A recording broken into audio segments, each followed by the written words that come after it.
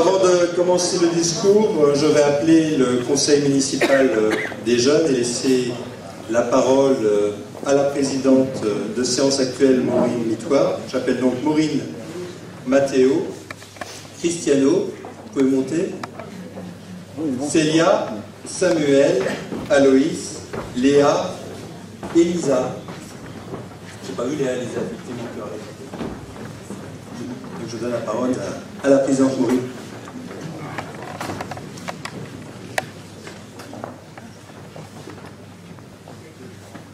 Il y a Aloïs, Matteo, Célia, Samuel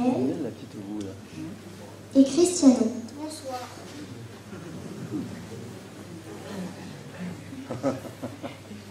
Chers enfants, chers adolescents et chers adultes, je m'appelle Maureen Mitoire. Maureen. J'ai le plaisir d'être la présidente de séance du conseil municipal des jeunes. J'ai été élue pour 3 mois. Nous sommes 12 Arnolfiens de 12 et 12 ans. De 10 et 12 ans. Nous avons été élus par les jeunes de la commune pour 2 ans et pris nos fonctions depuis le 20 mai 2017. Nous travaillons sur des projets qui leur sont destinés pour améliorer leur quotidien.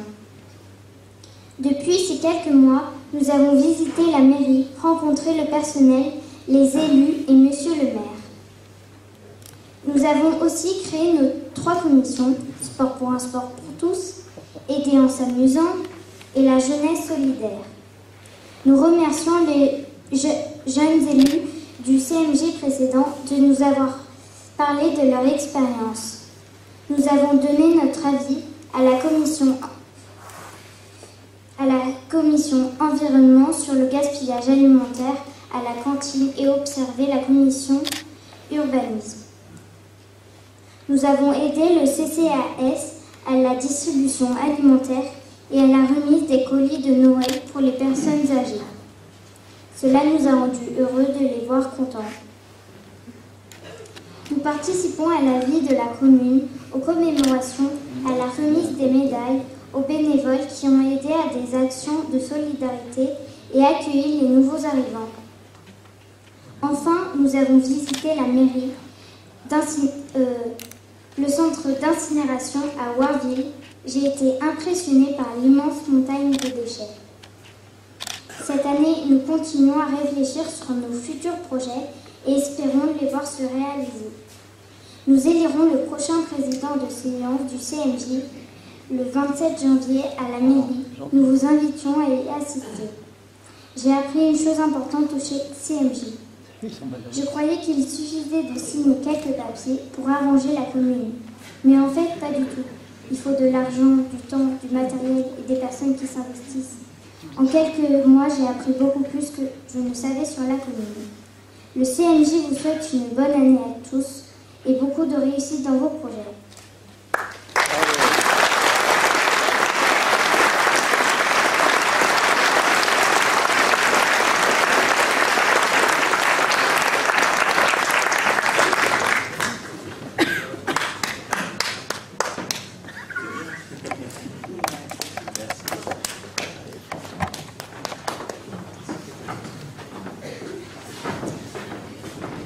Je suis toujours impressionné par l'évolution des jeunes conseillers pendant une période de 2 ans quand ils sont au conseil municipal des jeunes. Alors on a fait des essais tout à l'heure, la bonne nouvelle c'est que le discours dure 25 minutes de moins que l'an dernier.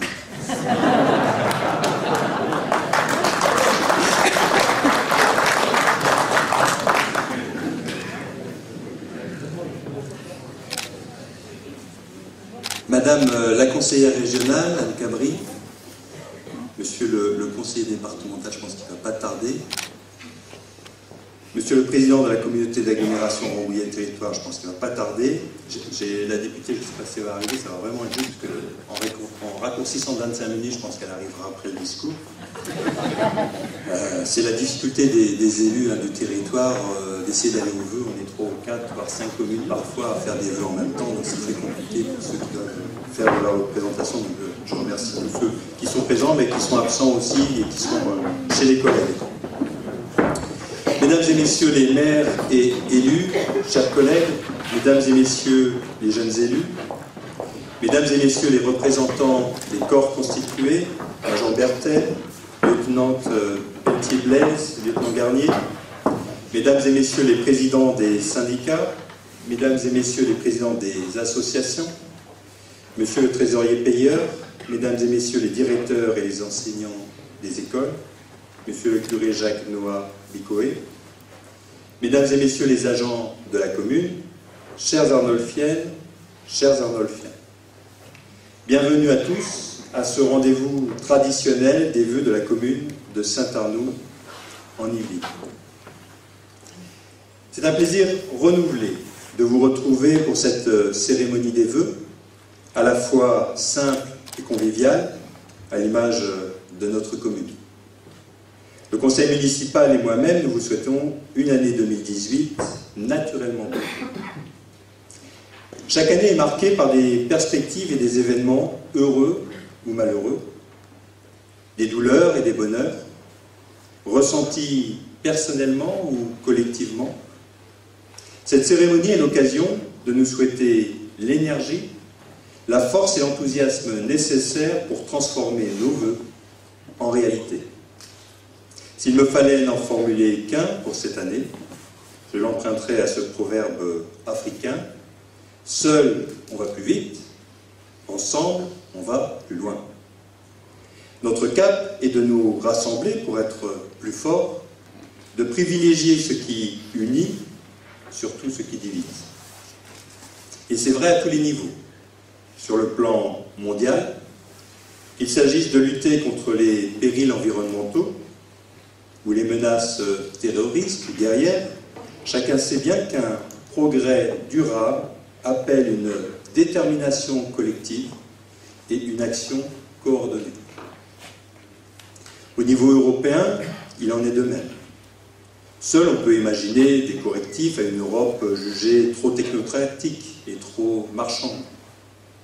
Mais ce n'est qu'ensemble que le modèle européen retrouvera l'esprit de ses pères fondateurs. Pour la France également, confrontée au chômage et à des difficultés économiques et sociales, c'est ensemble, sans nier les différences d'opinion, mais au-delà des divergences catégorielles, que l'on dépassera la litanie des promesses intenables ou non tenues. À Saint-Arnoult en Yvelines enfin, je n'ai jamais eu d'autre discours ni d'autre vœu que ce rassemblement nécessaire pour aller toujours plus loin. Même si le chef d'orchestre que je suis est parfois conduit à devoir trancher pour que nous avancions. Au niveau local, il nous faut aussi être rassemblés, surtout face à un horizon où s'amoncellent parfois les nuages financiers liés aux contributions que nous impose l'État pour réduire les déficits du pays. C'est ensemble que nous pourrons, dans ce contexte contraint, prendre les décisions nécessaires pour continuer à faire vivre, développer, faire rayonner notre ville. Vous l'aurez compris, notre commune poursuivra son chemin en 2018 avec un enthousiasme intact de tous ses acteurs, fiers de ce qui a été fait et déterminés à continuer. Depuis plusieurs années, nous travaillons à faire des économies, à s'assurer que chaque euro dépensé est correctement dépensé. Un système qui est le Merlot, qui nous permet de faire des économies. Nous nous occupons de l'éclairage public, vous le savez tous, et nous faisons, à chaque fois que c'est possible, des travaux qui sont faits en interne par nos services techniques pour optimiser les dépenses, l'argent public. Sur un autre aspect, ce sont les projets. Il y a un projet que je n'oublie pas, c'est le projet MARPA, de foyer logement pour personnes âgées.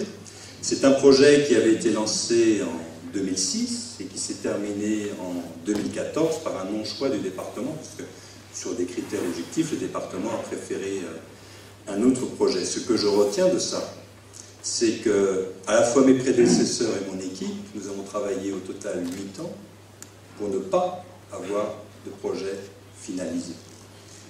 Et donc, depuis plusieurs années, nous travaillons de manière un peu plus élargie. La première question qui se pose à nous, Arnolfiens, c'est quels sont les derniers grands projets que nous avons installés sur la commune. Nous avons bien sûr cette salle, le Colombier, nous avons en face la salle du cratère, nous avons bien sûr le conservatoire, mais depuis 15 ou 18 ans, quel grand projet a été réalisé sur la commune? C'est ça la question. Alors évidemment, il y a eu le Cube, c'est-à-dire un local de rangement sur le complexe sportif, qui est une adjonction à une infrastructure déjà existante. Il y a eu le dortoir à l'école maternelle Villarmont, mais là aussi, c'est une adjonction à un équipement existant. Nous avons bien sûr le terrain de football synthétique, qui commence à prendre un peu coûteux quand même, mais est-ce qu'il y a des besoins sur la commune? J'en profite parce qu'on a la conseillère régionale et le conseiller départemental qui va arriver. C'est important de resituer la situation à Saint-Arnoult. Qu'est-ce qui manque s'il manque quelque chose? Eh bien, il manque, très clairement, Saint-Arnoult est une ville de plus de 6 000 habitants, et je pense que c'est pratiquement la seule dans le département, ville de plus de 6 000 habitants, qui n'a pas de structure pour personnes âgées. Que ce soit un foyer logement ou une maison de retraite, nous n'avons pas d'équipement, en tout cas nous n'en avons plus depuis la fermeture de la maison Chantalouet. La maison des jeunes, nous n'avons pas de structure pour les jeunes de plus de 15 ans. De 16 à 25 ans, il n'y a rien. Nous avons quand même notre fameux club 11-15, vous voyez, il est beau, rutilant, économe en énergie, donc on va le garder le plus longtemps possible. Évidemment, c'est une boutade, c'est-à-dire que si j'enlevais cet équipement, on n'aurait rien pour les plus de 11 ans, mais en tout cas, nous manquons d'équipement. Nous avons aussi le besoin de retenir les professionnels de santé. Vous savez, vous l'avez vu dans l'éclair, dans les discours précédents, donc il manque aussi une maison médicale. Concernant la culture, nous ne l'oublions pas parce que c'est important, on le vivre ensemble. Évidemment, nous avons le cratère, mais il est orienté cinéma, puisque nous projetons 3 films tous les jours, toute l'année. Et on en reparlera de la culture et d'une salle culturelle. Et le sport que je connais bien, le gymnase est plein comme un œuf depuis bien longtemps, déjà en 2005.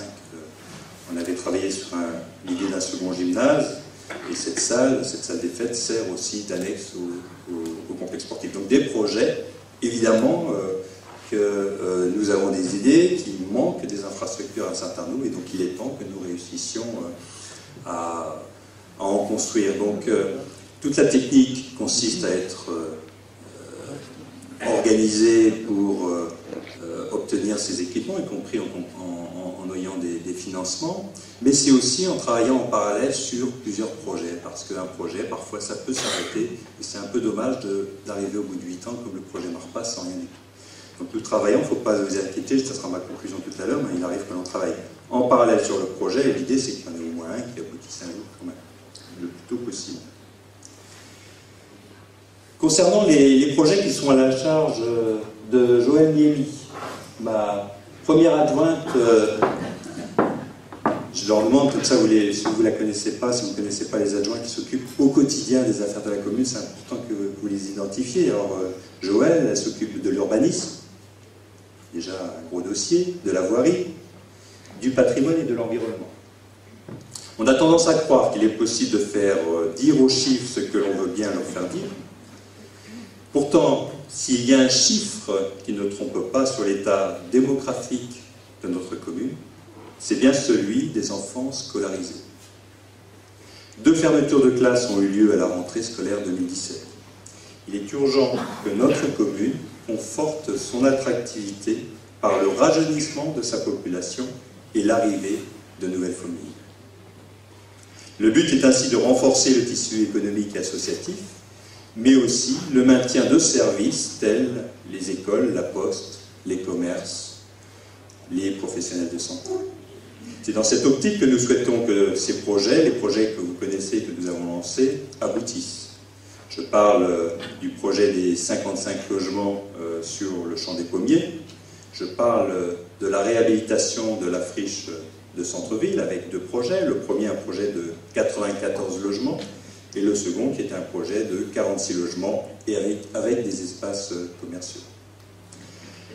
Le sous-préfet nous a reçus avec Joël le 12 avril dernier. Le sujet était le manque de construction de logements sociaux. Nous devions construire 123 logements de 2014 à 2016, et comme vous l'avez certainement remarqué, nous en avons construit 0. L'État étudiait donc la possibilité de déclarer notre commune comme étant carencée. Et ce n'est pas anodin ce terme. Être déclaré carencé, cela veut dire que l'amende que nous payons tous les ans, l'amende SRU, peut être multipliée par 5. Actuellement, notre amende est de 147 000 € par an.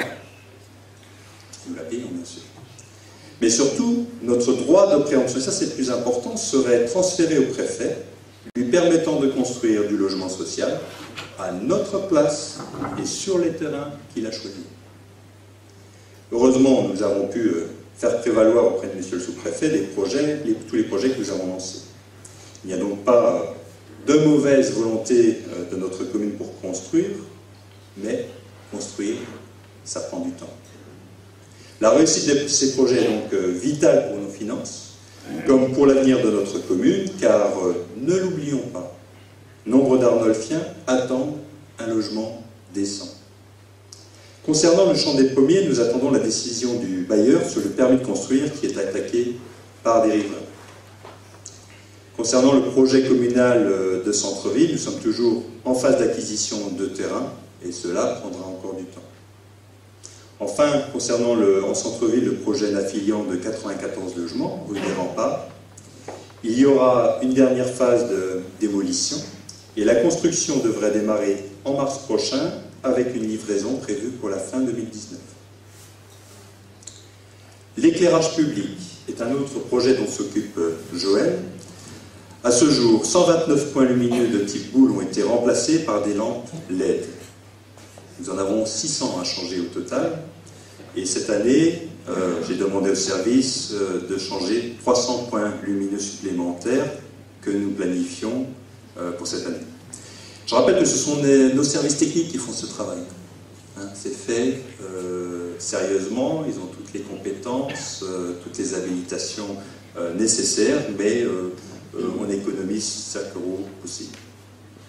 Depuis l'extinction de l'éclairage public la nuit, en juillet 2015, la commune a répondu à un double objectif.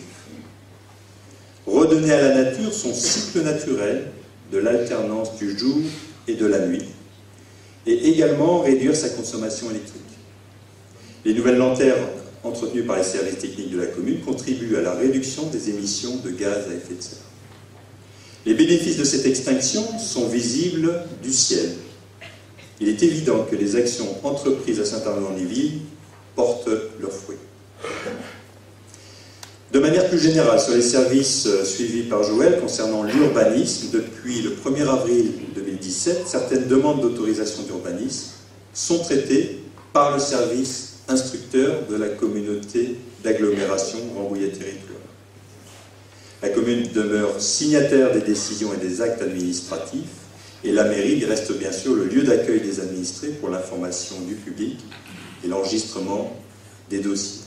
Mais c'est important de le noter, nous avions en 2016 budgété 15 ou 20 000 € pour acheter un nouveau logiciel d'urbanisme. Rambouillet-Territoire le faisant et le service étant utilisé par pratiquement tous les villages du canton de Rambouillet ou de l'agglomération de Rambouillet, ça paraissait logique d'économiser l'achat du logiciel et de mutualiser. Donc, je voulais aussi signaler ce niveau de mutualisation avec la communauté d'agglomération. C'est Benoît Lambert qui est votre référent au service urbanisme de la mairie. Vous n'avez évidemment pas à vous déplacer à Rambouillet.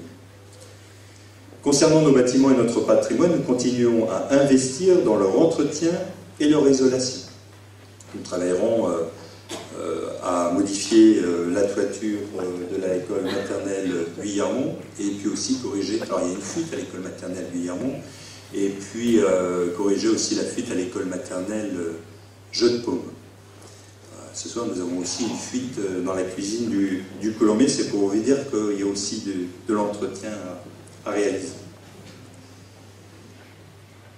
En termes de voirie, qui est dans le domaine de Joël, nos services, en collaboration avec l'agence Ingénierie, Ingénierie qui est une structure du département, ont identifié les voiries qui doivent faire l'objet d'une rénovation. Donc on a une liste de communes de voiries à rénover avec des priorités. On s'appuie sur cette liste de manière logique et hiérarchisée pour faire les choix de rénovation pour 2018.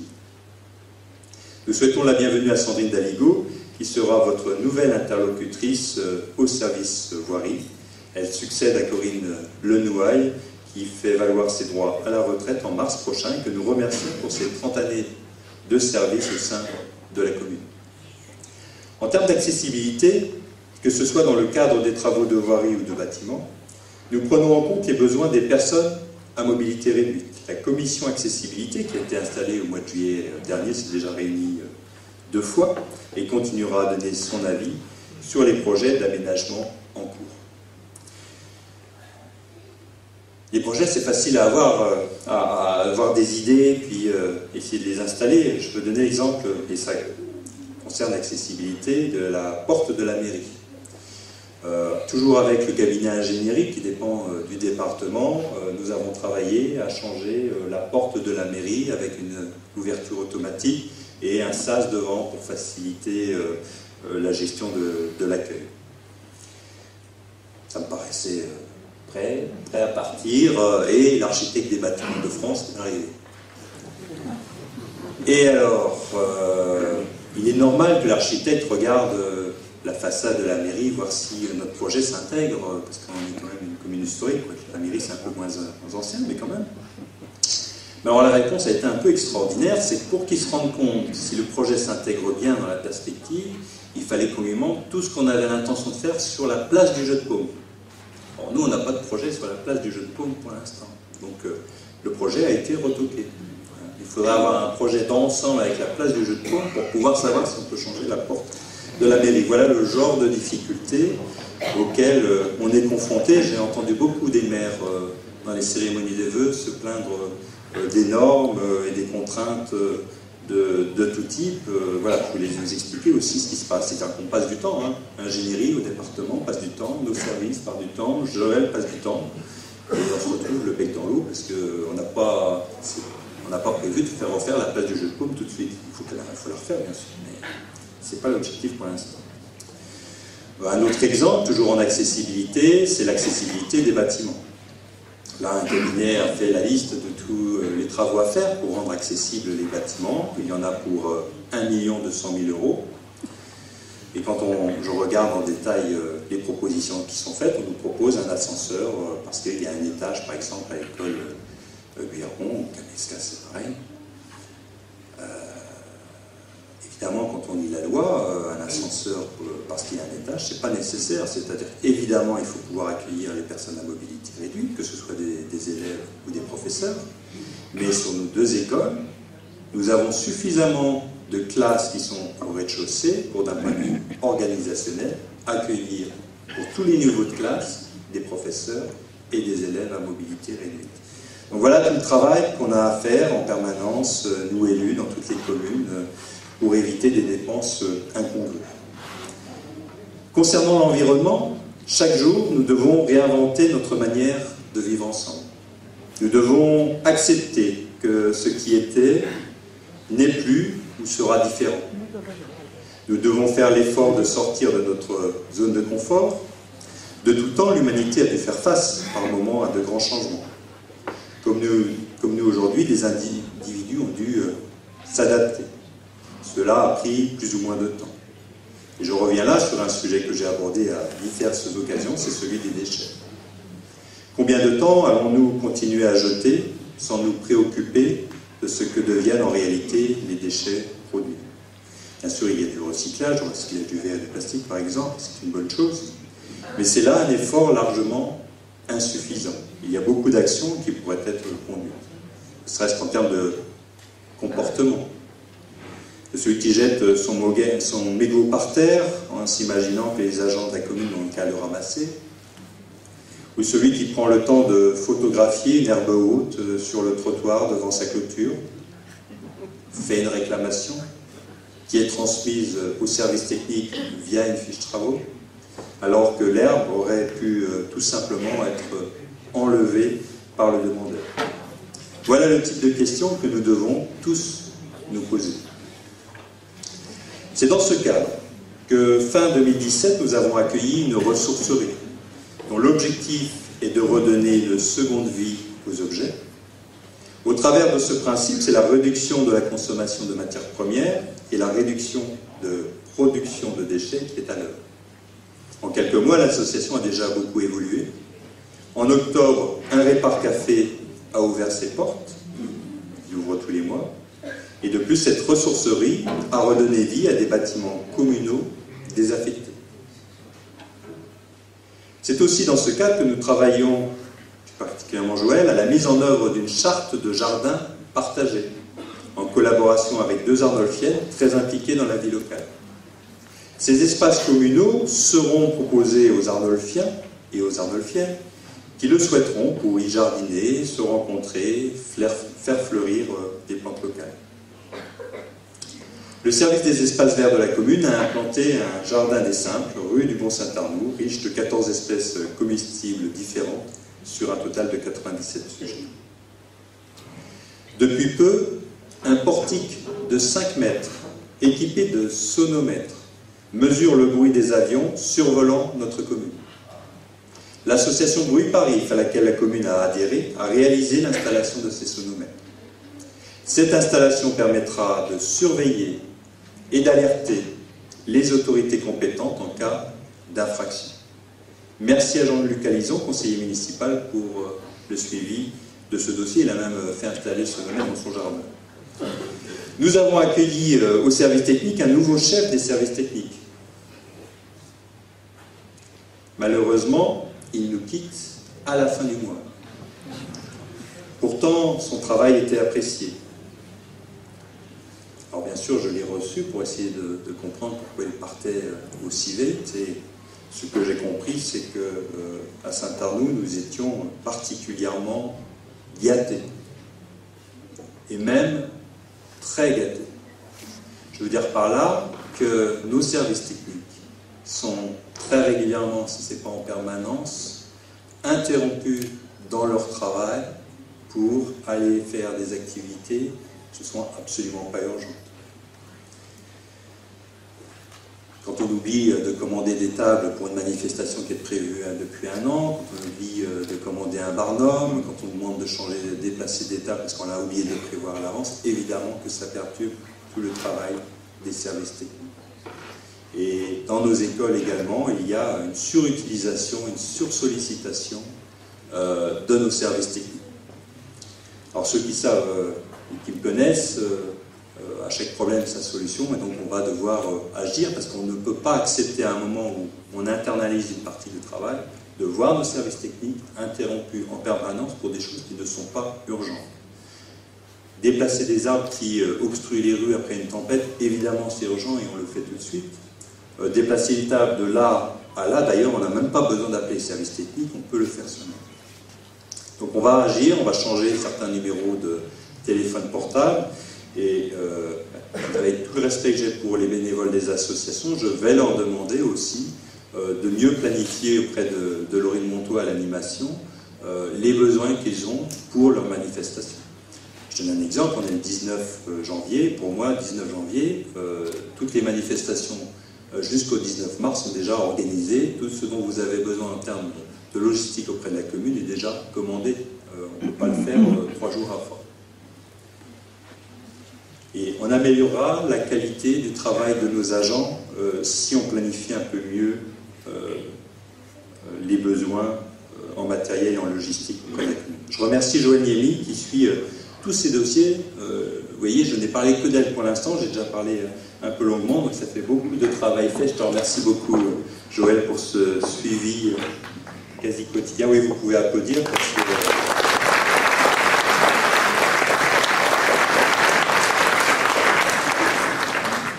Concernant les projets qui sont à la charge de Jean-Michel Bruno, ils ne sont pas mis dans l'ordre, alors je les cherche. Maire adjoint à la sécurité et à la prévention, au transport, au développement économique et au tourisme. Au sein de notre service de sécurité, nous avons accueilli en juin dernier notre nouveau chef de police municipale, Jean-Marc Gadot. Concernant la brigade de gendarmerie, le nouveau major Nicolas Berthet est arrivé sur notre commune en juin dernier. Lui-même a changé ou a un nouveau chef qui est arrivé, qui est le nouveau commandant à la compagnie de Rambouillet, le commandant Olivier Reynaud, et qui est présent ce soir. Je vous remercie, commandant. Et concernant le peloton autoroutier, la lieutenante Alexandra Pelletier-Blaise a pris également ses fonctions en juin dernier. C'est un renouvellement complet de nos services de sécurité.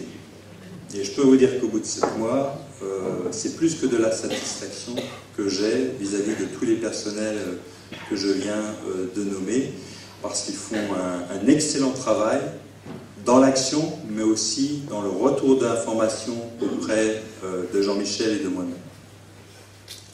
Concernant la sécurité, le commandant de compagnie nous a confirmé que la principale préoccupation de toutes les communes, et en particulier les villes rurales, ce sont les incivilités. C'est dans ce cadre que la commune a mis en place depuis septembre 2017, vous l'avez vu dans l'éclair, et ça dure pendant une année, un prospectus sur un thème différent que vous retrouvez chaque mois, inséré dans l'éclair, et rappelant les règles élémentaires de citoyenneté. Ces règles sont liées pour une part à la circulation, et pour une autre part à des situations de la vie courante et à des comportements inadéquats. Concernant le plan de circulation et l'organisation du stationnement, nous avons désormais sur l'ensemble de la commune une logique générale de circulation qui guide de façon cohérente et constante toutes nos décisions. La première phase des travaux a commencé en 2017 et l'aménagement se fait actuellement et se poursuivra en 4 phases échelonnées jusqu'en 2019. Dans un premier temps, les routes départementales sont redevenues prioritaires sur l'ensemble de la commune. La réduction de la vitesse en centre-ville et dans les quartiers a été ramenée à 30 km/h maximum. Et l'objectif est d'obtenir une circulation apaisée en ville, garantissant la sécurité de tous. Cette limitation de vitesse a été complétée par l'acquisition d'un cinémomètre, un radar approprié, répressif, c'est-à-dire des jumelles, tout simplement, nos policiers ont des jumelles. Il est mis en œuvre sur l'ensemble de la commune et une action concertée entre la police municipale et la gendarmerie a eu lieu cet après-midi.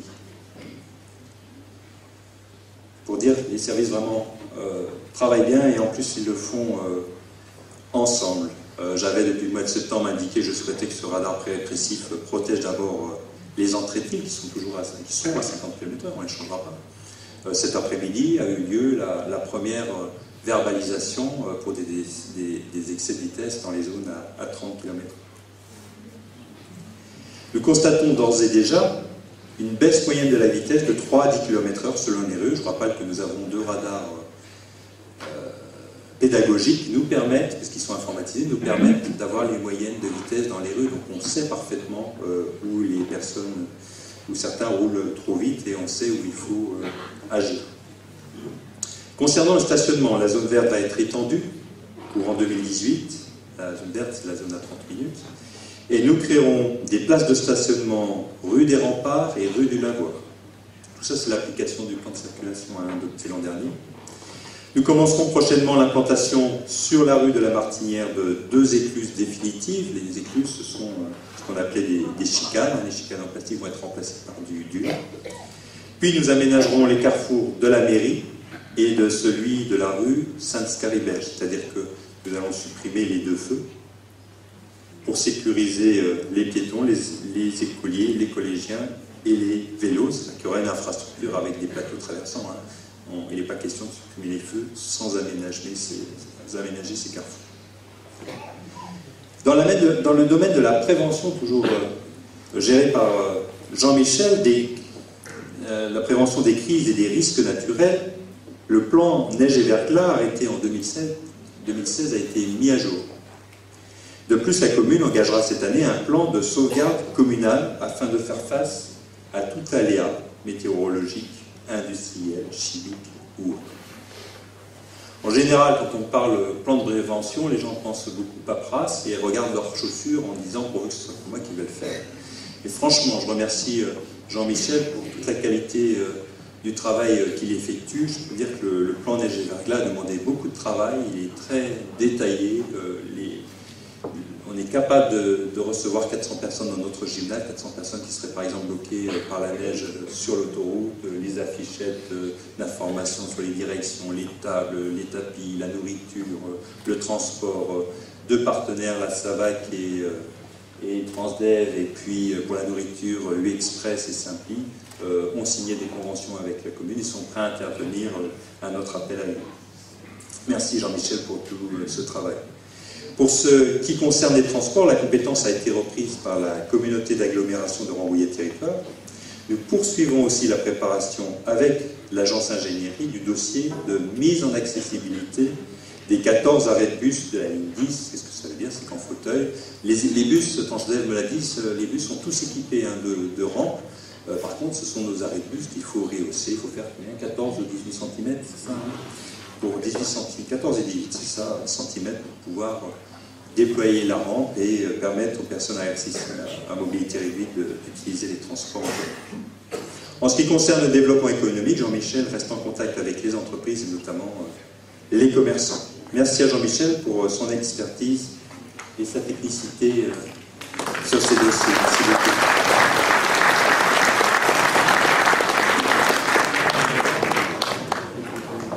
Concernant les projets qui sont à la charge d'Aurore Collin, maire adjointe à la petite enfance, à l'enfance et aux affaires scolaires, en 25 ans, la commune a perdu 215 élèves, soit l'équivalent de l'effectif aujourd'hui de l'école élémentaire et de Guillermont.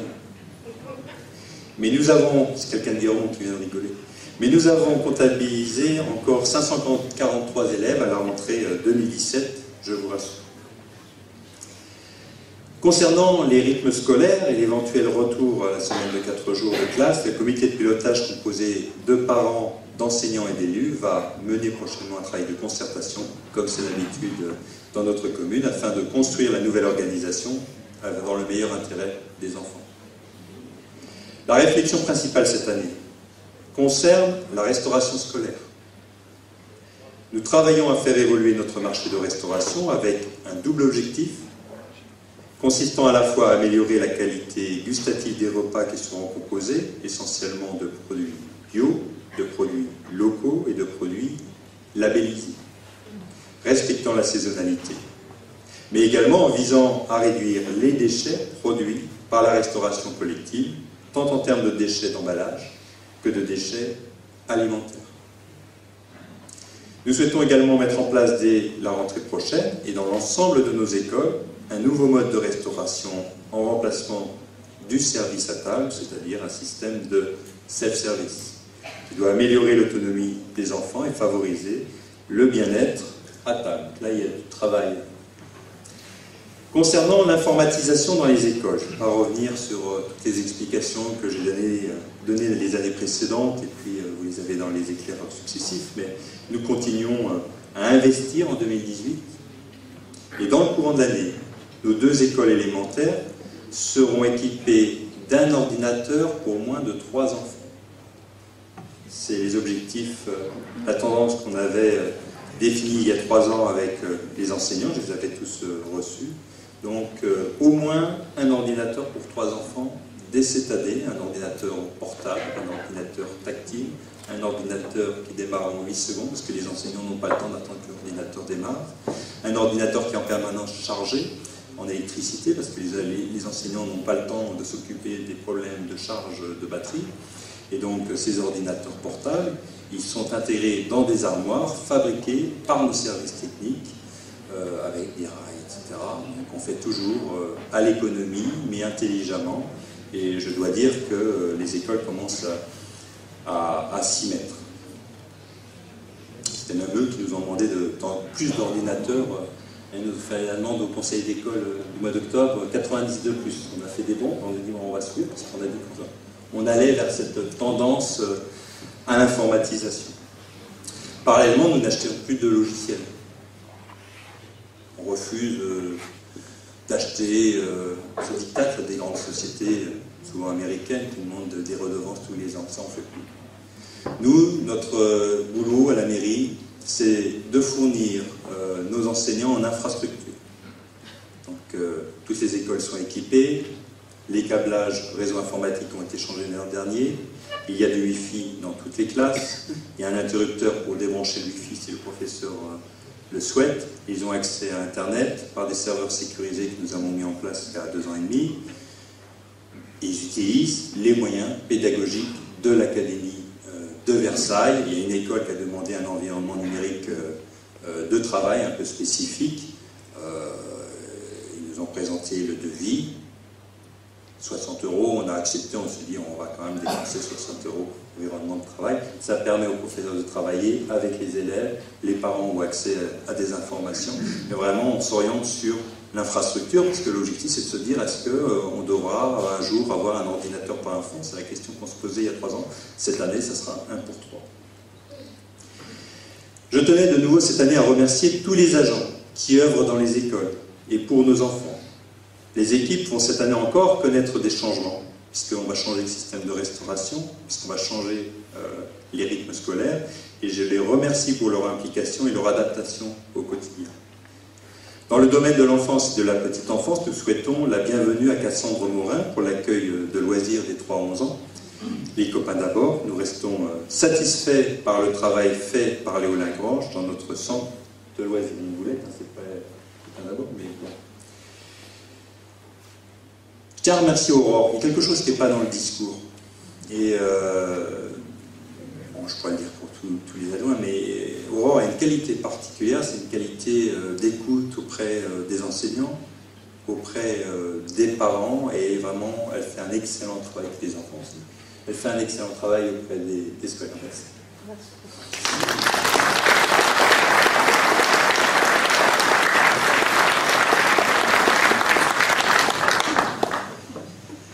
Concernant les projets dont a la charge Joseph Deroff, maire adjoint aux finances et à l'assainissement.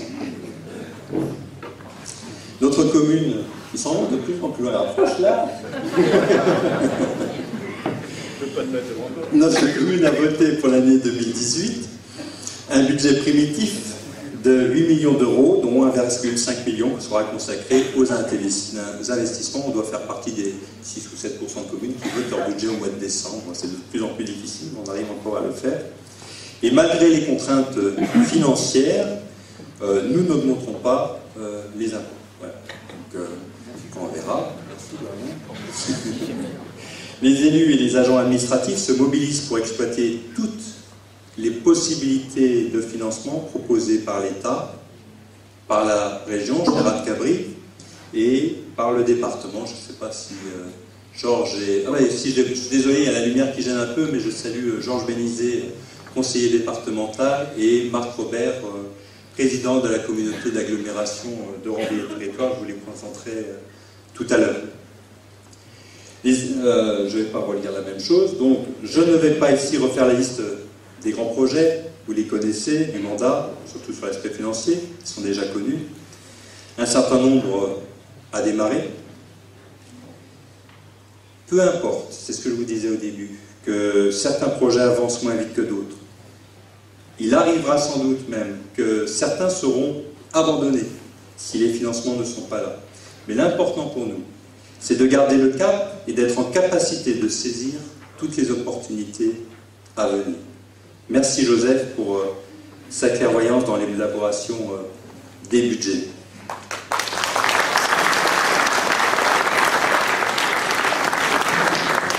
Concernant les projets qui sont à la charge de Brigitte Poincelin, maire adjointe à la vie associative, au sport et à la communication. Essayez de ne pas être trop long parce qu'il y a des problèmes de coût. Tu peux t'asseoir ainsi, tu veux aussi. Pour ce qui est de la vie des associations, je ne peux aborder ce paragraphe sans rendre un grand hommage à M. Christian Dupep, dont les obsèques ont eu lieu hier. Pour la 24e édition du Salon d'art de Saint-Arnaud-en-Yvelines, j'ai tenu à confirmer à l'équipe du comité d'organisation de ce salon le soutien de la mairie afin que son œuvre perdure. Je citerai aussi Madame Monique Chaumot, grande figure du visage associatif arnolfien. Elle nous a également quittés en novembre. Elle a longtemps œuvré bénévolement et notamment pour l'association du Club des Remparts. Bien sûr, nous avons une pensée générale pour toutes celles et tous ceux qui nous ont quittés récemment. De manière plus heureuse concernant les associations, je suis ravi de constater que de nouvelles associations ont vu le jour en 2017. Nous avons décidé, à 2 ou 3 exceptions près, de maintenir le montant des subventions pour 2018. Alors, il n'est jamais difficile de parler des nombreuses associations arnolfiennes, tant elles rythment la vie de notre commune, mais je pense que vous tous ici présents ne souhaitez pas que je rallonge mon discours d'une demi-heure. Alors, je renouvelle mes remerciements les plus sincères à tous les dirigeants et bénévoles de nos associations arnolfiennes. Nous travaillons actuellement à une nouvelle salle de gymnase, avec une salle qui aurait le format d'un terrain de handball ou en travers du terrain de handball, de terrain de basket. Le but est de créer de nouveaux créneaux horaires de sport et de libérer notre salle des fêtes du Colombier qui accueille aujourd'hui, qui sert d'annexe sportive.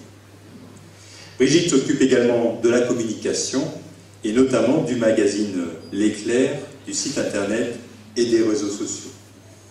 Et je vais garder Brigitte debout le temps d'appeler Daniel Vitura. Daniel, maire adjoint à la culture, à l'animation et à la jeunesse, parce qu'ils ont un projet ensemble que je les laisse tous les deux debout. Concernant la jeunesse, une fois passé l'âge de se rendre au club collège, c'est ce que je vous disais tout à l'heure, les jeunes arnolfiens de 16 à 25 ans, je vous le disais en début de discours, n'ont pas de structure ni de service sur lesquels se tourner pour trouver une oreille attentive et à leurs questions et à leurs attentes. Une maison des jeunes à destination des 16-25 ans, intégrant un point d'information jeunesse, répondrait à leurs attentes. Notre salle Le Cratère est prioritairement utilisée pour le cinéma, avec en moyenne 3 films projetés quotidiennement, et ce 365 jours par an, je vous le disais tout à l'heure. Il nous manque une salle culturelle plus modeste, pouvant accueillir une centaine de personnes assises, puisqu'on est régulièrement sollicité par nos associations. C'est pourquoi nous travaillons à une maison des jeunes, de la culture et des sports, pour répondre à ces nombreuses attentes. 3 groupements d'architectes ont remis leur projet vendredi dernier, et un jury a examiné les offres remises par les candidats. Vous pourrez, si vous le souhaitez, aller voir, après le discours, les panneaux du projet retenus mercredi. Ils se trouvent à l'entrée de la salle du Colombier. Nous ne pouvons pas encore préciser le nom de l'architecte pour des raisons juridiques, et le projet sera présenté au prochain conseil municipal. Je te remercie, Brigitte. Je vais passer. Merci à Brigitte.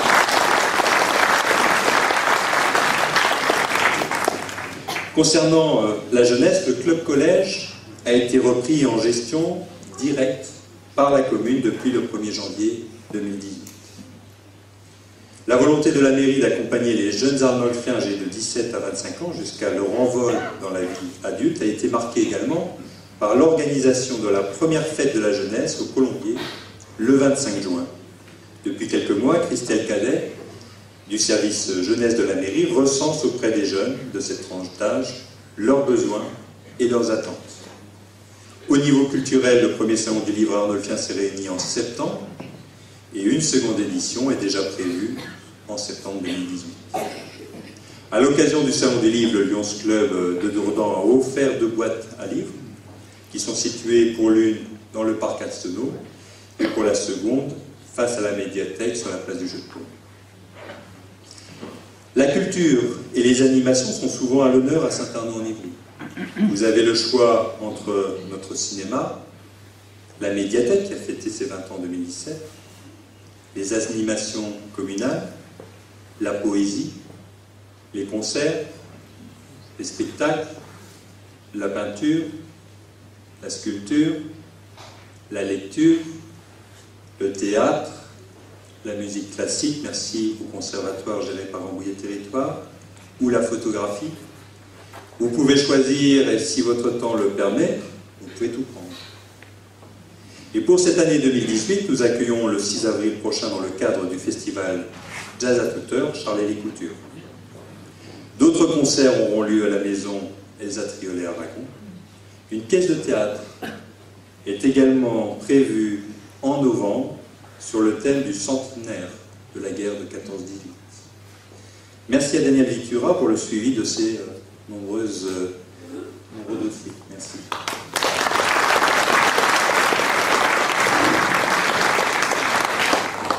Concernant les projets qui sont à la charge de Véronique Papin, alors Véronique est chez elle, à La Réunion, et pour ceux qui la connaissent, je les rassure, elle n'a pas de dégâts dans la maison de sa famille, bien qu'habitant le sud de La Réunion. Maire adjointe au CCAS et aux affaires sociales, elle rentre la semaine prochaine, et un des autres grands projets du mandat est la réalisation d'une maison médicale, afin de maintenir l'attractivité de notre commune à l'égard des professions médicales et paramédicales. Là encore, le projet initial évolue en termes de financement. Nous sommes toujours en recherche et nous regardons les opportunités. Et une nouvelle opportunité s'est présentée avec une proposition du conseil départemental, et j'ai des discussions avec Georges Bénizet sur ce sujet, conseiller départemental. Dans le secteur social, notre CCAS continue toujours d'offrir à nos aînés un grand choix de services et d'animations qui rencontrent également toujours autant de succès. 168 personnes étaient présentes au banquet des aînés et 53 repas ont été servis à domicile pour les personnes qui ne pouvaient se déplacer. Le foyer restaurant est fréquenté par une douzaine de personnes en moyenne chaque midi. Là encore, c'est un moyen de ne pas rester seul chez soi, c'est un moyen de rencontrer les autres, c'est un moyen de resserrer les liens sociaux. Le transport cœur de ville et le cœur de médiathèque sont également utilisés très régulièrement. Merci aux bénévoles. La nouvelle formule intergénérationnelle du goûter de Noël cette année a été aussi un succès. Le goûter est désormais ouvert à tous et à des familles, pas seulement aux anciens, donc ça permet de se rencontrer. Et plusieurs familles ont répondu présentes cette année. Je tiens à remercier tous les bénévoles très actifs au niveau du CCAS. Et je remercie Véronique pour sa disponibilité dans le suivi de ces dossiers.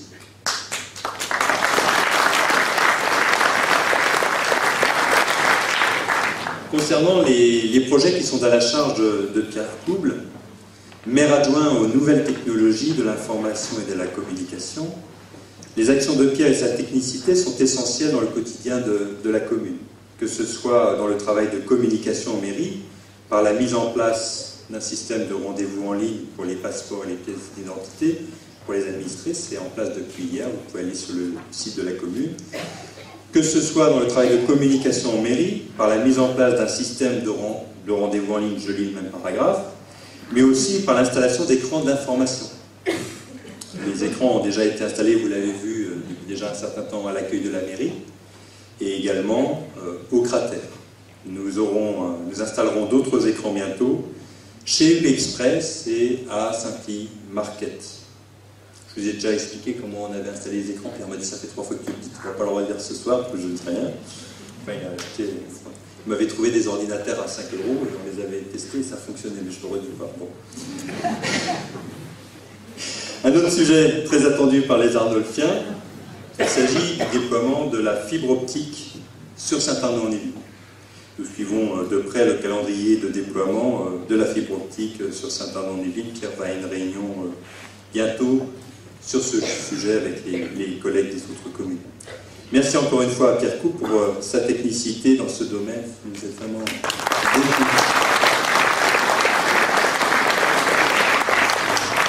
Concernant les projets qui sont à la charge de Stéphane Salvari, conseiller municipal, délégué au cinéma, il n'a pas pu être là ce soir. Le cinéma Le Cratère, c'est simple, il bat un nouveau record d'entrée en 2017 pour arriver au chiffre de 43 053 entrées. Pour ceux à qui ça ne dit rien, c'est vrai que dire le chiffre comme ça ne dit pas grand-chose. Je vous donne un autre chiffre face aux 43 053 entrées. En 2007, Le Cratère a enregistré 15 000, un peu moins de 16 000 entrées. Voilà la progression importante de la fréquentation de notre cinéma. C'est bien entendu le résultat, sous l'impulsion de Stéphane Salvari, le résultat des investissements qui ont été faits dans cette salle, sur ces 3 dernières années. En 3 ans, nous avons changé le projecteur. Je le dis à chaque fois, le projecteur, c'est un 3D numérique, c'est le même qu'au Rex à Paris. Nous avons changé l'écran. Nous avons changé l'éclairage intérieur. Nous avons changé l'éclairage extérieur. Nous avons mis en place l'accessibilité. Nous avons aménagé le hall. Nous avons changé tous les fauteuils. Nous avons mis en place des portes automatiques d'entrée sur la devanture. Nous avons changé la devanture. C'est-à-dire que maintenant on sait que c'est un cinéma, parce qu'il y a des affiches sur la devanture. Avant on ne savait pas que c'était un cinéma. Et depuis cette semaine, dernier changement, nous avons changé la chaîne sonore. L'équipe m'a fait montrer une bande-annonce avec la nouvelle sonorité. C'est sympa, vous pouvez courir au cinéma assez rapidement pour constater les changements. Et puis bien sûr, ce résultat, c'est aussi, en plus des investissements, c'est grâce à la programmation de qualité qui est proposée aux Arnolfiens avec des avant-premières régulièrement. Le Cratère continuera à vous proposer également donc, des avant-premières, des ciné-goûters ou encore des soirées à thème comme la soirée Halloween qui a vraiment beaucoup de succès. Je suis même très impressionné par le succès de cette soirée. Je tiens à féliciter toute l'équipe ainsi que tous les membres du conseil d'exploitation qui l'encadrent pour cette réussite. Merci à Stéphane Salvari qui suit ce dossier.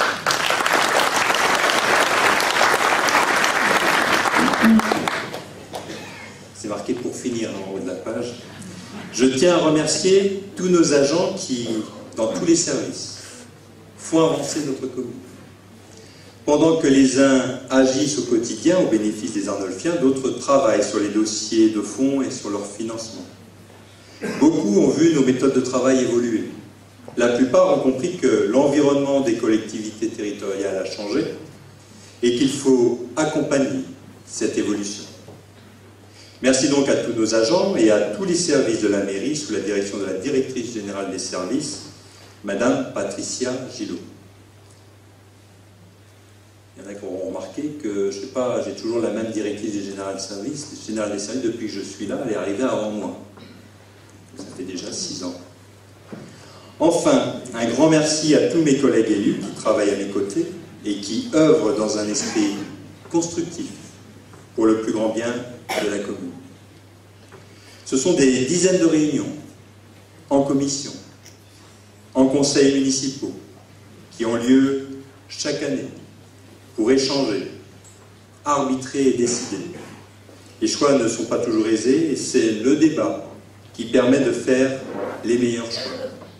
Ce sont également de très nombreuses activités de représentation de la commune et qui ont lieu tout au long de l'année, dans les manifestations patriotiques, dans les animations diverses et dans les assemblées des associations.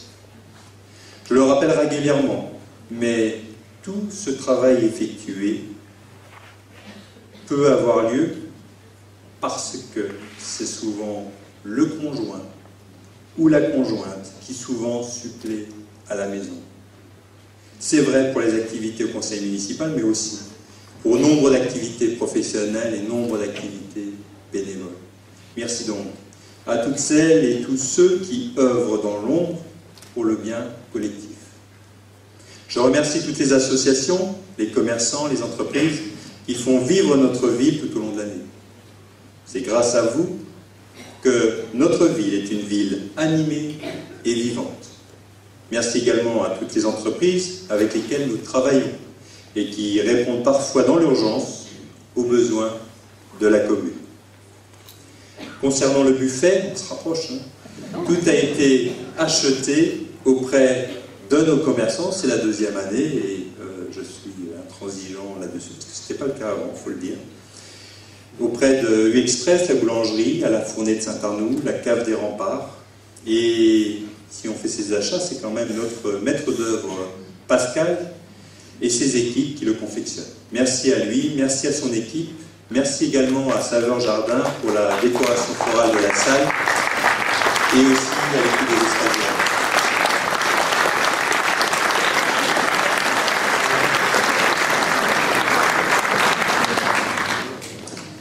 Enfin, encore une fois, merci à vous tous d'être présents ce soir. Ça montre votre intérêt pour la vie de notre commune. Cela me conduit à conclure sur des vœux plus personnels, que cette nouvelle année vous soit naturellement belle et heureuse, qu'elle vous apporte la sérénité et la santé pour vous et ceux qui vous sont chers. Ces vœux, je les exprime au nom de l'équipe municipale, mais aussi de l'ensemble du personnel communal qui œuvre au quotidien pour vous offrir un service public de qualité. À toutes et à tous, mes chères concitoyennes et mes chers concitoyens, je vous souhaite une très bonne année 2018. Merci.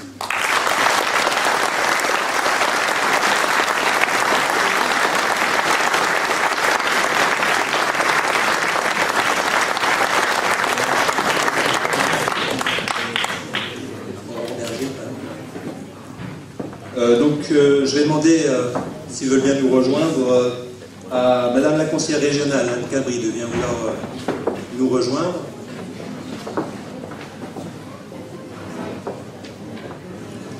À Monsieur le conseiller départemental, Georges Bénizet. Monsieur le président de la communauté d'agglomération Rambouillet Territoire.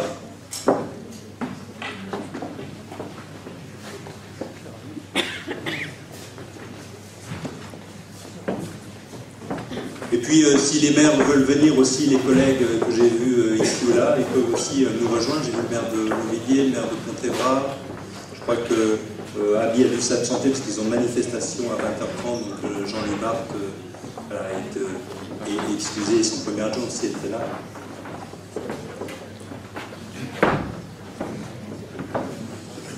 Jacques Troget, le maire de Clairefontaine. Jean-Louis Flores, le maire de Boinville-le-Gaillard.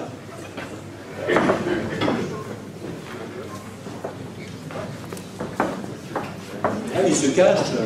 Je ne les ai pas encore vus. Le maire de Gonnet, le maire de Rochefort.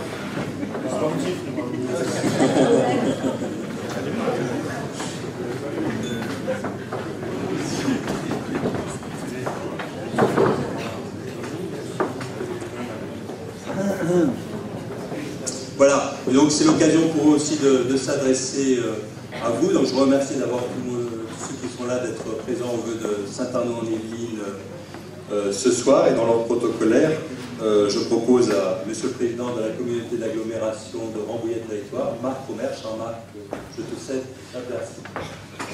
Remarquez que aussi grand point. Voilà, le micro va rester à la bonne hauteur, c'est pas certain pour le reste. Merci, cher Jean-Claude, merci Monsieur le maire, rapidement, parce que effectivement, tout d'abord vous présenter naturellement mes meilleurs vœux pour cette nouvelle année et vous dire que j'ai la fierté et l'honneur de représenter ce territoire depuis un an maintenant, avec l'ensemble des élus qui sont présents avec moi.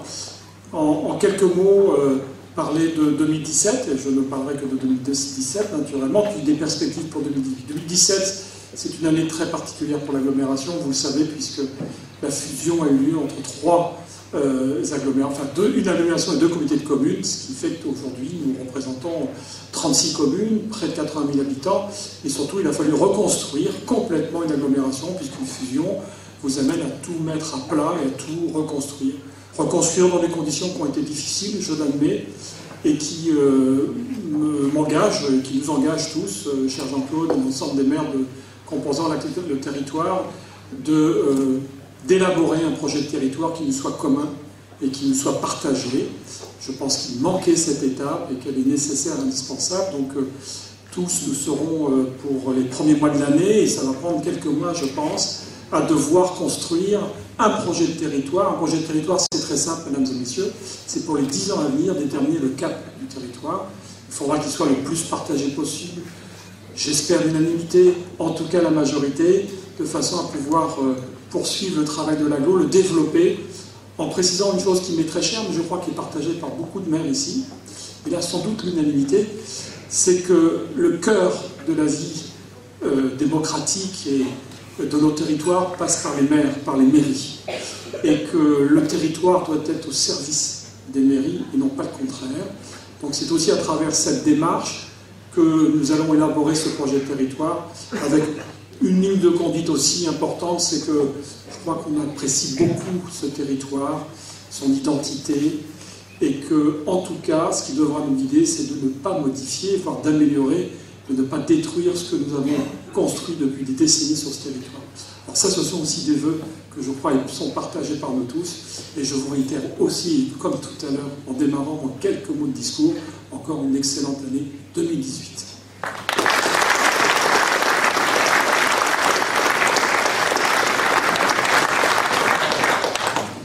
J'appelle maintenant, toujours dans l'ordre protocolaire, monsieur le conseiller départemental, Georges Bénizet. Je peux baisser le micro? Oui, quand on passe après l'écran.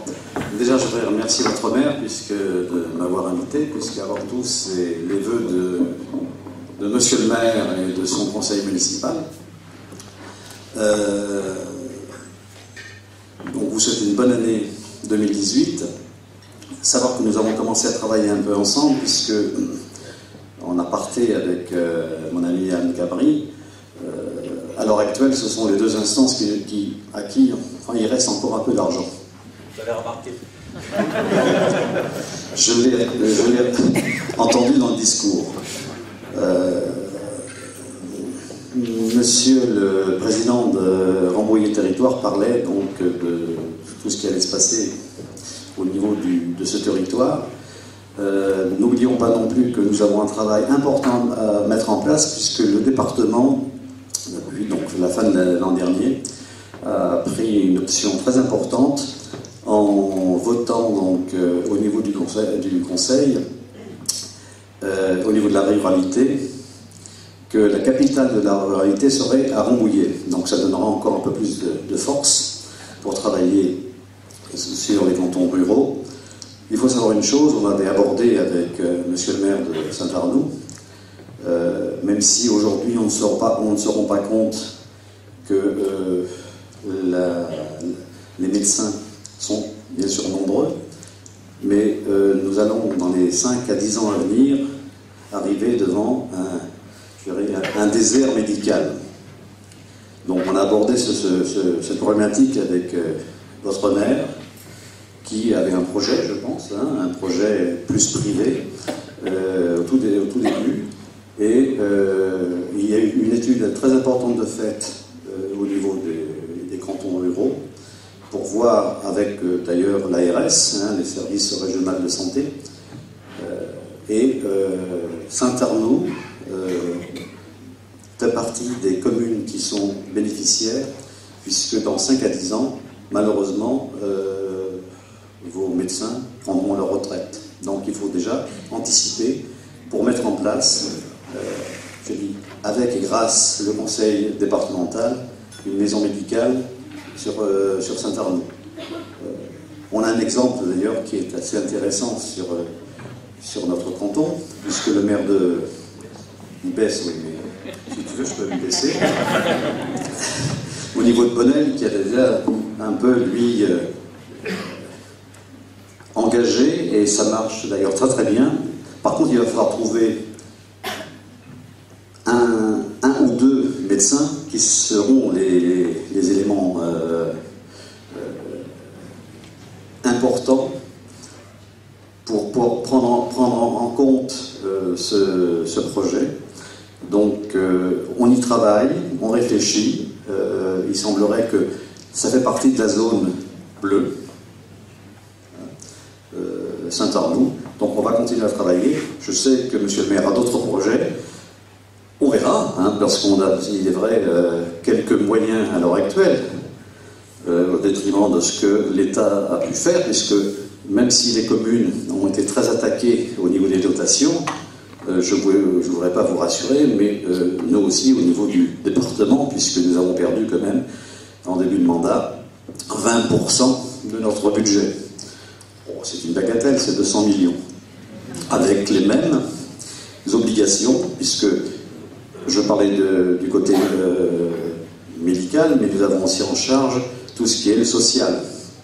Et là aussi, on a des réflexions à l'heure actuelle par rapport à Saint-Arnoult, puisque même si le Rambouillet a donc en charge le territoire social, il faudra aussi qu'on réfléchisse un peu à éventuellement saupoudrer un peu et trouver les moyens de travailler un peu plus sérieusement. Voilà. Quoi d'autre? Vous souhaitez mes meilleurs voeux, une bonne santé et tout ce qui a pu être dit jusqu'à présent. Une bonne année 2018.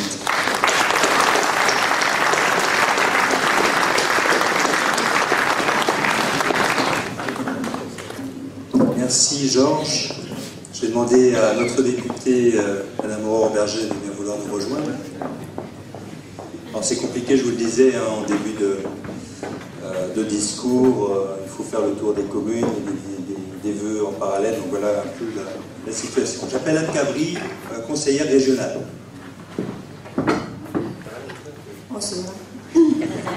Monsieur le maire, cher Jean-Claude, merci pour ton invitation. Mesdames et messieurs les membres du conseil municipal, cher Arnolfien, très heureux d'être avec vous ce soir pour vous souhaiter cette bonne et heureuse année 2018. Tout d'abord, vous connaissez mon attachement à la ruralité, étant maire rural, et donc très attaché à notre territoire, parce que Saint-Arnoult est dans un territoire rural. Donc aujourd'hui à la région, je suis déléguée à l'agriculture et à la ruralité et je porte bien évidemment le message de nos territoires que je connais par cœur. Avec votre maire, nous échangeons parce que j'ai entendu dans ton discours des projets de culture, des projets sportifs, et on sait très bien que la vie dans une commune passe bien évidemment par la culture et le sport. Donc ces projets, la région est un partenaire financier. J'ai entendu mon collègue du département dire qu'aujourd'hui, il n'y avait que deux instances qui avaient un peu de moyens, qui étaient le département et la région. Bien évidemment, la région est là pour aider les collectivités. En 2015, quand je suis rentrée à la région, on a fait des économies de fonctionnement pour permettre des investissements aux collectivités. Donc aujourd'hui, nous investissons sur nos territoires ruraux. C'est un engagement que j'ai par la présidente de région. On veut un juste retour sur nos territoires. Alors, qu'est-ce qu'on demande à nos territoires? On demande l'attractivité économique. L'attractivité économique, j'ai entendu tout à l'heure que vous aviez un adjoint vraiment très actif sur l'attractivité. On aide les petites et moyennes entreprises, on aide les TPE. Donc vraiment faites appel à la région pour venir chercher des subventions parce qu'aujourd'hui l'attractivité, c'est le maintien de notre ruralité auquel nous sommes si attachés. Je sais que tu es attaché également à cette ruralité. Nous aidons donc par des investissements. J'ai entendu dans ton discours, vous parliez d'espaces, de jardins partagés. Donc les jardins partagés, c'est également un moment d'échange et la région est là également. Je préside aussi également sous un autre mandat l'Agence des espaces verts d'Île-de-France et nous permettons, grâce au plan vert régional, de redonner une attractivité à tous ces territoires. Donc, on a parlé également de cantines scolaires avec, alors là, c'est quelque chose sur lequel je suis également très attachée, sur le fait de faire entrer dans nouveaux appels d'offres des produits locaux, qu'ils soient bio ou pas bio. Aujourd'hui, vous êtes tous attachés à ce que mangent vos enfants et nos enfants. Donc, c'est important parce que si on arrive à réussir ce challenge pour l'Île-de-France, ça permettra à nos agriculteurs locaux, et je sais que vous êtes attachés à notre agriculture, de pouvoir se diversifier. On sait qu'il y a des crises aujourd'hui agricoles importantes, on l'a vu en 2016, et pouvoir se diversifier, il faut que nous, élus, derrière, on puisse suivre, et on puisse leur permettre d'avoir des sorties et une vision économique. Donc la région le fait également, on va travailler avec les lycées.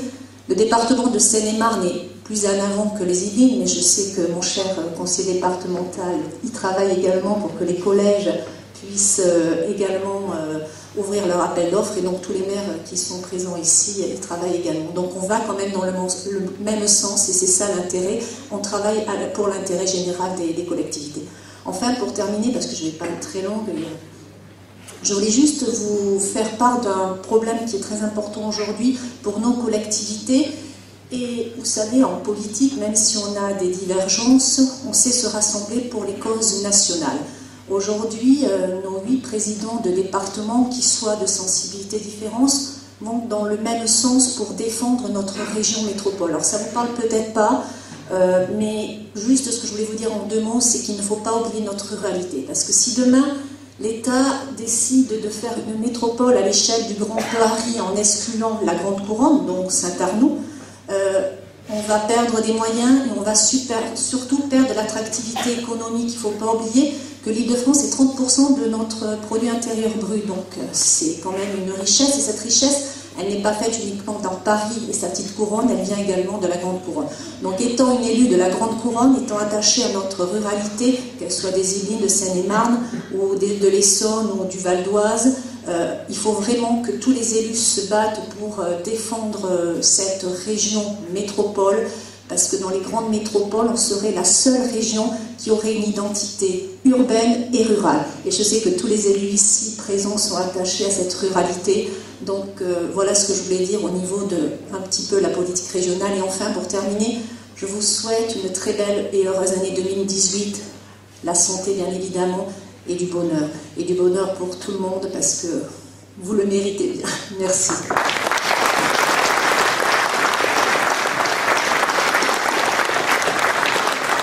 Merci Anne. J'appelle maintenant notre député de circonscription, Aurore Berger.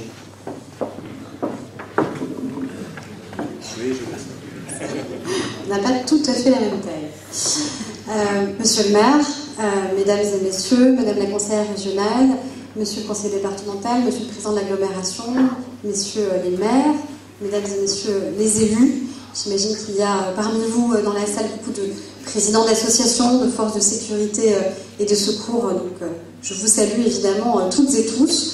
Je n'ai pas pu entendre le discours de votre maire, mais j'espère bien avoir une copie, tout simplement parce que, comme je le dis maintenant dans les différentes cérémonies de vœux, voilà, tous les maires ont une idée assez saugrenue de vouloir fêter la nouvelle année au mois de janvier, et de vouloir tous présenter leurs vœux au mois de janvier. Donc j'étais à Coignères juste avant, et donc le temps voilà, de venir de Coignères jusqu'à Saint-Arnoult, malheureusement, je n'ai pas pu être là aussitôt que je l'aurais souhaité. Je vais vous dire quelques mots, parce que je pense que vous attendez aussi peut-être d'autres choses de cette soirée que des discours. Vous dire que je suis heureuse de venir régulièrement ici à Saint-Arnoult. On a eu l'occasion d'échanger avec le maire et avec un certain nombre d'élus sur les sujets qui vous concernent, sur la question de vos commerces, et des commerces de proximité notamment, la question du marché, sur les enjeux d'urbanisme qui sont essentiels pour notre territoire, à la fois des projets nouveaux de construction que nous avons pu regarder ensemble, et puis un attachement à ce cadre de vie, cette qualité de vie qui fait en effet que vous êtes venus par choix vivre dans ce sud des Yvelines et vivre ici à Saint-Arnoult, et c'est quelque chose à laquelle nous sommes ici toutes et tous attachés. La conseillère régionale disait tout à l'heure en effet qu'au-delà des différentes sensibilités, on savait se rejoindre sur les projets d'importance. Alors comme je venais à Saint-Arnoult, je regardais ce que disait Aragon, et j'ai trouvé une citation qui m'amusait. Il disait qu'il n'y avait que 2 méthodes pour lui de gouvernement, qui étaient soit la force, soit la ruse. Alors je pense qu'on peut peut-être en inventer d'autres. En tout cas, je l'espère. Et je pense que notamment, on peut réussir, nous, dans le sud de ce département, avec des sensibilités différentes.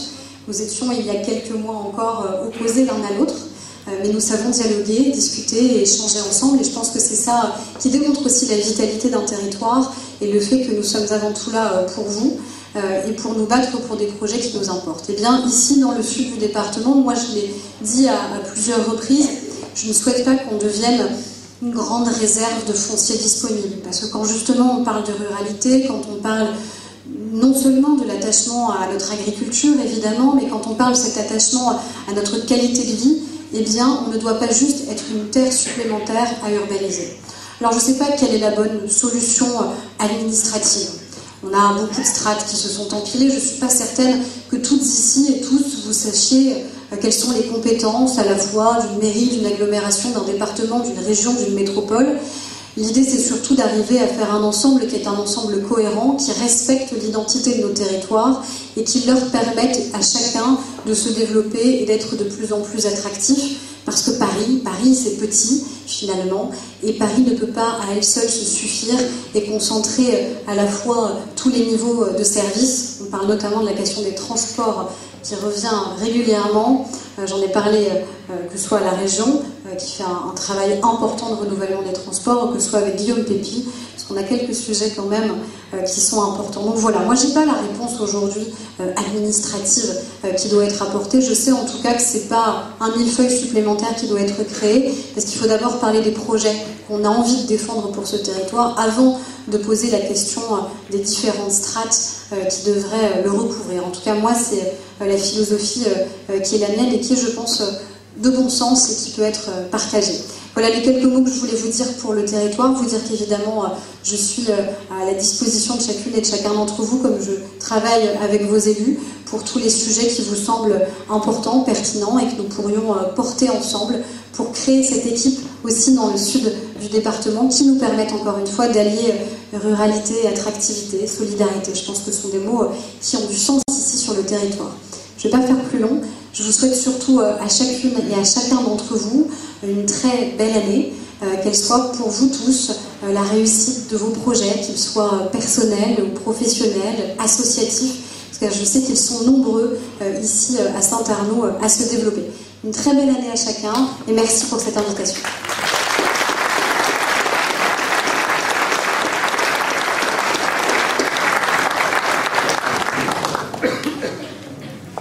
Bien, merci encore pour votre présence ce soir et puis je pense qu'on peut passer au buffet. Merci.